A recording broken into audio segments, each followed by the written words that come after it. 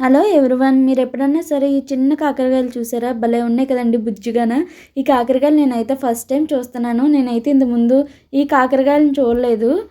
మామూలు కాకరకాయలు పెద్దవి చూశాను, కొంచెం పొట్టుగొన్నవి చూశాను, కానీ ఇంత సైజులో ఉన్నవైతే ఇదే ఫస్ట్ టైం నేను ఈ చిట్టి కాకరకాయలను చూడడం. వీటిని అనేది ఈ విధంగా సన్నగా కట్ చేసుకోవాలి. ఇవి భలే లేతగా ఉంటాయండి. ఇవి వెల్లుల్లిపాయ కారం చేసుకుంటే భలే ఉంటుంది. కాకపోతే చాలా తక్కువ అవుతుంది, కొంచెం అవుతుంది. కూర అయితే మనకి కనిపిస్తుంది.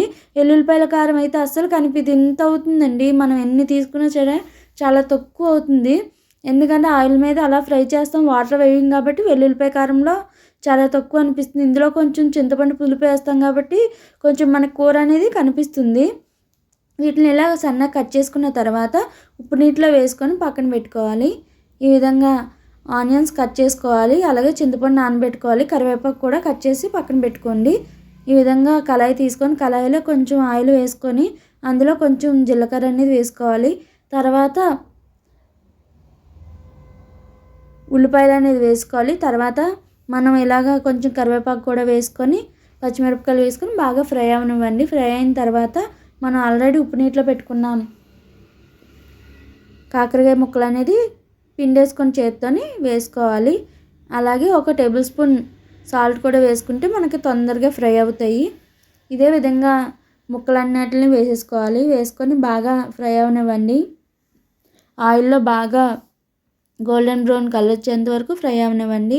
ఈ విధంగా ఫ్రై అయిన తర్వాత ఒక టేబుల్ స్పూన్ కారం పొడి అనేది వేసుకొని ఆ కారం పొడిలో కూడా ఈ ముక్కలు అనేది బాగా ఫ్రై అవనివ్వండి.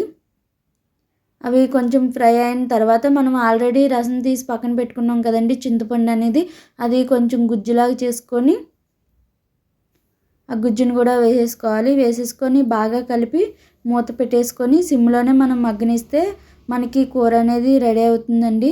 చాలా టేస్ట్ ఉంటుంది. ఇది అయితే మాత్రం మళ్ళీ మళ్ళీ తినాలనిపిస్తుంది, అంత టేస్ట్ ఉంటుంది. ఇలా సింపుల్గా ఈ కూర టైప్లో వండుకోవచ్చు. అలానే వెల్లుల్లిపాయ కారం అన్నాను కదా, అది వేరొక వీడియోలో చేసి చూపిస్తాను, అలా కూడా చేసుకోవచ్చు. ఈ వీడియో ఎలా వచ్చిందో మీకు నచ్చితే కనుక కామెంట్ చేయండి. అలాగే లైక్, షేర్, సబ్స్క్రైబ్ చేయడం మాత్రం మర్చిపోకండి. మరొక వీడియోలో మళ్ళీ కలుసుకుందాం. Bye bye.